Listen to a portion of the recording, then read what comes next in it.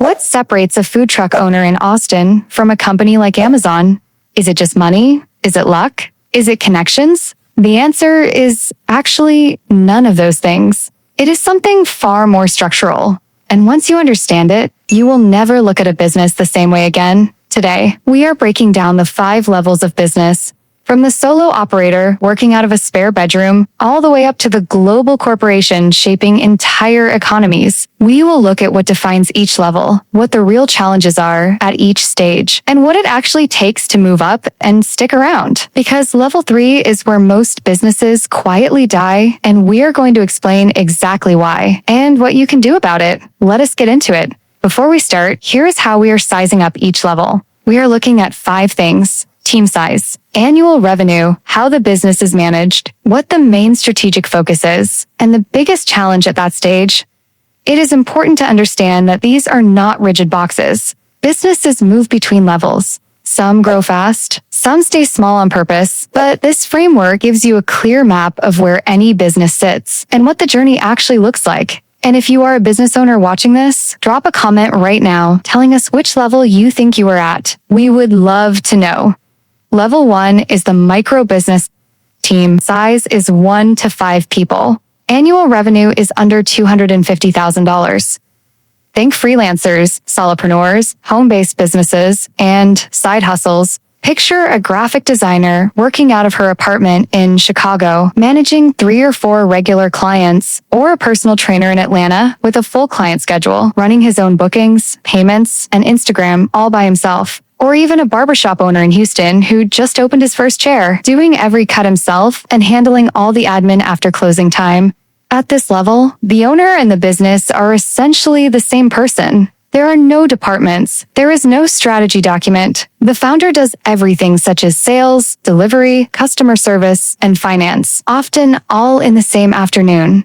Now, here's something worth sitting with. Over 90% of all businesses in the country are at this level. 90%, which means if you are here, you are in enormous company. The biggest challenge at level 1 is this: you are trading time for money, and time has a ceiling. You can only work so many hours. So the moment you want to grow, you have to stop asking, how do I work harder? And start asking, how do I build something that works without me? That shift in thinking is what takes you to level 2, and level 2 is where things get genuinely exciting. Level 2 is the small business. Team size is 5 to 50 people. Annual revenue runs from $250,000 up to $10 million. Think local diners, boutique marketing agencies, independent retail stores, and early-stage startups that have found their footing. Imagine a family-owned barbecue joint in Nashville that has been running for 9 years. They have got 14 staff members, a loyal, regular crowd, and they are seriously thinking about opening a second location across town. Or picture a small digital marketing agency in Denver with 18 employees, managing campaigns for local businesses and a handful of regional clients. At level 2, the founder is still deep in the day-to-day, but now there are other people depending on this business for their income. There is a payroll. There is a lease. There are real financial obligations every single month, whether the month was good or not. And this is where something very important shifts. Cash flow becomes the single most critical factor. A profitable business can still fail at this level if it runs out of cash. Understanding the difference between profit on paper and actual money in your account is a lesson a lot of small business owners learn the hard way. The culture at level 2 is still personal. The owner knows every employee by name, probably knows their families too. Decisions are fast. The energy is high, but the challenge is starting to take shape. How do you stop being the bottleneck? How do you build systems so that the business does not fall apart the moment you step away? That question becomes absolutely urgent at level 3. And as I mentioned earlier, level 3 is where most businesses quietly hit a wall. We are almost there, so stay with us. And really quick, if this is clicking for you so far, go ahead and hit that like button. It genuinely helps this video reach more business owners and entrepreneurs who need to hear this. Level 3 is the medium business, and this is where the rules of the game change completely. Team size is 50 to 500 people. Annual revenue is $10 million to $100 million. Think regional chains, mid-sized manufacturers, growing software companies, and established healthcare providers. Consider a regional grocery chain that started as one store in the Midwest and now has 11 locations across 3 states, or a software company that launched out of a co-working space in Seattle and now has over 200 employees spread across 4 cities. Here's what changes at level 3. The business is no longer owner-led. It is management-led. The founder, if they are still around, physically cannot know everything that is happening. There are now separate departments covering finance, human resources, operations, marketing, sales, and technology, each with their own teams and their own leadership. Strategy gets formal. There are annual budgets. There are quarterly performance reviews. There are 5-year plans sitting in slide decks that actually get used. And there are likely external stakeholders in the picture, such as investors, banks, or institutional partners who want regular reporting and real accountability. But here's the challenge that makes level 3 genuinely dangerous. When a company grows from 50 people to 500, the culture that made it great in the first place can disappear almost overnight. The informal energy, the personal relationships, the feeling that everyone is rowing in the same direction. All of that gets diluted as the headcount climbs. Founders who struggle to let go of control create bottlenecks at the very top of the organization. Managers who got promoted because they were great individual performers sometimes simply do not have the leadership skills to run a growing team. Processes that worked perfectly at 20 people collapse completely at 200. The businesses that get through level 3 are the ones that invest in building real leadership depth. Not just good workers, but good managers. People who can run their part of the business without needing to be told what to do every single day. Getting through level 3 is one of the hardest things in business, which makes what happens at level 4 all the more impressive. Level 4 is the large business team. Size is 500 to 5,000 people. Annual revenue is $100 million to $1 billion.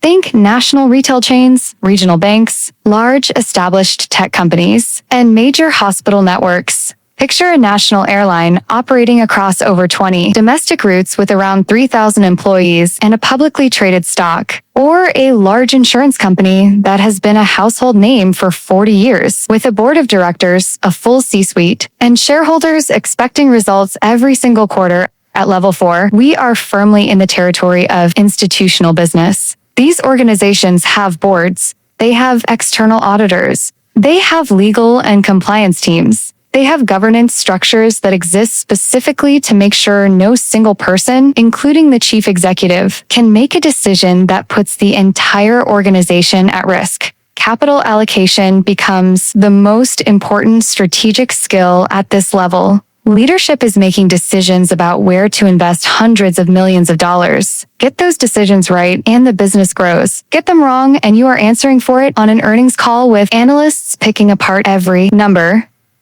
Here is the irony of level 4. The very scale that represents such an incredible achievement also becomes one of the biggest threats. Large businesses move slowly. Layers of management mean decisions take longer. Bureaucracy, even well-intentioned bureaucracy, can kill a promising idea before it ever gets off the ground. The best businesses at this level solve that by deliberately creating pockets of entrepreneurial energy inside the corporate structure. They protect space for new ideas to grow, even within all that complexity. If you think level 4 feels complex, then level 5 is a whole different world. Level 5 is the enterprise. Team size is 5,000 people and above, often hundreds of thousands. Annual revenue is $1 billion and beyond, sometimes tens or even hundreds of billions. These are the global corporations whose names you already know. Think of the technology company whose devices and apps are used by over 1 billion people every single day. Or the automaker with factories across 14 countries and a supply chain that touches nearly every continent. Or the bank whose lending decisions have a measurable impact on entire national economies. At level 5, the business is not just a company. It is an institution. It has its own culture, its own internal politics, its own history, and in many cases, something that functions like its own foreign policy as it negotiates with governments around the world. Brand is one of the most valuable assets at this level, often worth tens of billions of dollars on its own. Trust that has been built over decades is something no startup with a big marketing budget can quickly replicate. Risk management becomes existential. A product recall, a regulatory failure, a bad news cycle that catches fire on social media. Any of those things can erase billions from the company's value in a matter of hours. Enterprises employ entire teams of people whose full-time job is to prevent, manage, and respond to exactly those scenarios. And yet the biggest threat at level 5 is the one no risk team can fully protect against: becoming irrelevant. History is full of companies that were once dominant American institutions and then simply faded out because they could not move fast enough when the world shifted around them. The companies that hold their place at level 5 across generations are the ones that never stop acting like they have something to prove. So let us bring all 5 levels together. Level 1 is the micro business. 1 to 5 people, under $250,000 a year. The owner is the business. Survival and consistency are everything.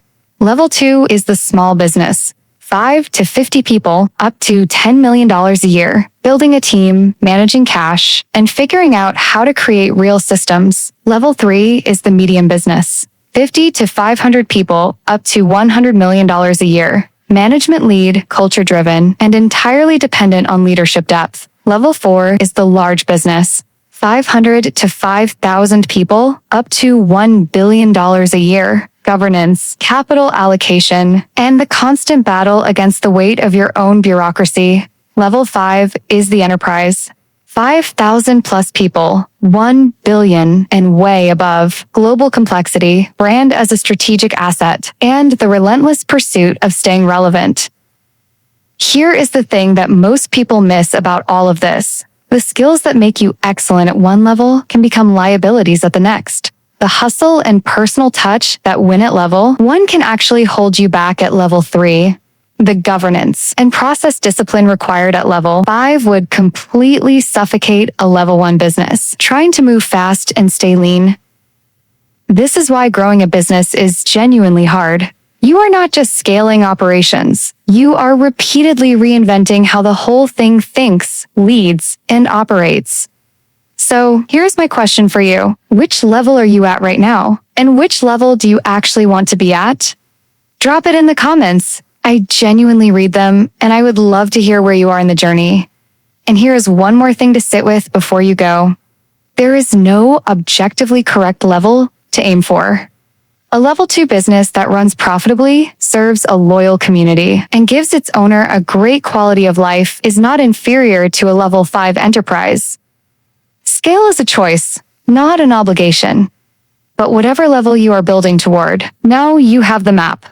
If this video added value to your thinking, share it with a business owner in your life. Text it to your friend who just started something, or send it to the entrepreneur in your family who is always talking about growing their business. You never know who needs this right now. Subscribe for more content like this, and I will catch you in the next one.